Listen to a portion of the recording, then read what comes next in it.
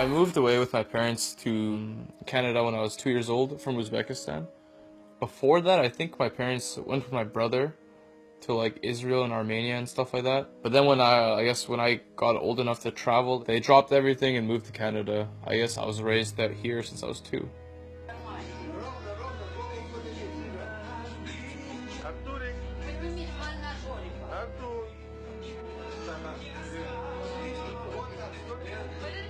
Artur went into elementary school and then he entered high school and he started playing more and more and more. They didn't really care about how much Artur spent, but they still gave him warnings like, listen, you're playing 10 hours a day, you're playing 10 hours a day. As soon as he reached that celebrity status and got a sponsorship and got a team, they really backed off and let him do everything the way he wanted to do.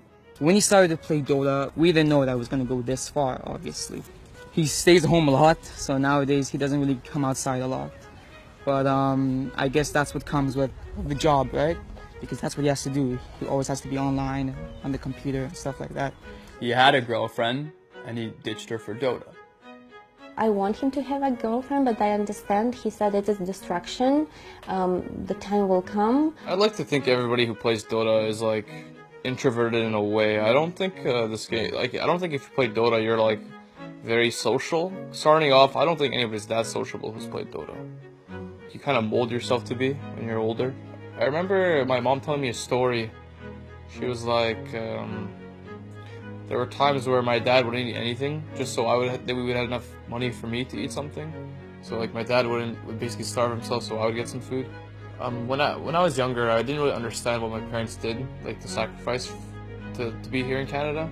In my parents' vision of me gaming, they never expected me to drop out of high school or even like stop going to school, university, stuff like that. They never thought I was gonna reach that point. They thought it was just gonna like, I guess they thought that I'd be playing online all the time. They never realized that you could travel across the world, play LANs. When Artur said that he was leaving our home to go to another place by himself, my parents didn't really understand what that meant. They thought he was joking. And then all of a sudden he starts packing up his stuff and my parents couldn't believe that this was actually happening. I kind of explained to them that they should not really take what he's doing as an offensive thing that he's doing. He's doing it for himself. I basically told my parents to just trust me and we'll see what happens. They said, fine, we'll let him go this one time and then we'll see what happens. And pretty sure if he didn't go to that, none of this would have happened. And they knew whatever I was gonna do, I put my mind to it. They had faith in me.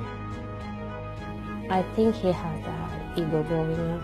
I cannot say if it's good or bad. In some circumstances, I think it's very good. Maybe because of that, he's very persistent and stubborn and going forward to his goals. He's got a lot of drive, he's got a lot of passion. I would say that if he puts his mind on something, he's definitely going to achieve it. And that's what he did, he put his mind on Dota. Before I became a thing in Dota, I guess, I had like 2 close friends that I would talk to every day. There'd be Envy and Bulba. Those are the 2 guys that helped me like achieve the first thing in Dota. Like Bulba, even though I was competing against him, he always helped me in 1v1s, and Eternal Envy was the one who gave me the opportunity to show my skill. So I'm very grateful for that. I don't know where I would be if Bone 7 didn't have a visa.